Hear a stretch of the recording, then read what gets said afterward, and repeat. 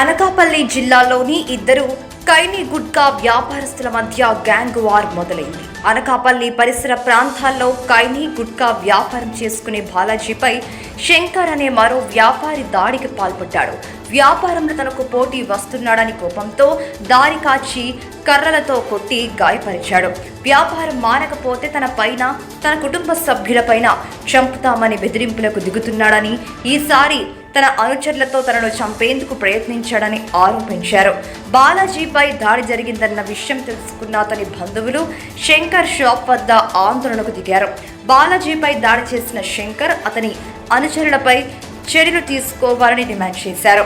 ఇద్దరి మధ్య వ్యాపార లావాదేవీలు ఉంటే సామరస్యంగా పరిష్కరించుకోవాలని, అంతేగాని హత్యాయత్నం చేయడం ఎంతవరకు సమంజసమని నిలదీశారు. శంకర్ మాఫియాగా లీడర్ మాదిరిగా బెదిరింపులకు దిగుతున్నాడని ఆరోపించారు. సమాచారం అందుకున్న పోలీసులు శంకర్ షాప్ వద్దకు చేరుకొని ఇరు వర్గాల వారిని అదుపులోకి తీసుకున్నారు. గాయపడ్డ బాలాజీ వద్ద నుండి ఫిర్యాదు తీసుకున్నారు. వీళ్ళు ఏం చేసుకున్నారో నాకు తెలియదు సార్. నిజంగా చెప్పాలంటే అప్పుడు సార్ అన్నారు, అమ్మ నీకు నేను రక్షణ కల్పిస్తాను కదా అన్నారు. కానీ అది కూడా నాకు చేయలేదు సార్. తర్వాత పెద్దవాళ్ళ తరఫున సెటిల్మెంట్ చేసుకొని పోలీసు వాళ్ళకి మరి ఏం చెప్పుకున్నారు మాకు తెలియదు సార్. అదంతా మాకు తెలియదు సార్. అయితే ఎస్పీ గారు అయితే అప్పుడు సైలెంట్ అయిపోయినమ్మా, ఇంకా మీరు ఎలాగా చేస్తారు వ్యాపారాలు నా లోపల అంటే ఇతనేమో ఇక్కడ చేసుకుంటారు. నాకు తెలియదు ఇతని గురించి. ఇంకా ఎప్పుడో వదిలేసాం.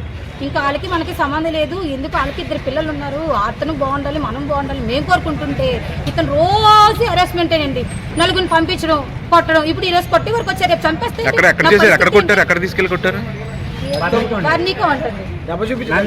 తోట నుంచి వెంటాడి మొన్న మా ఇంటి దగ్గర కూడా ఇప్పుడు మేము బండి తీసుకుని మా ఇంటి దగ్గర కూడా నలుగురు మనుషులు కాపలా పెడుతున్నారండి.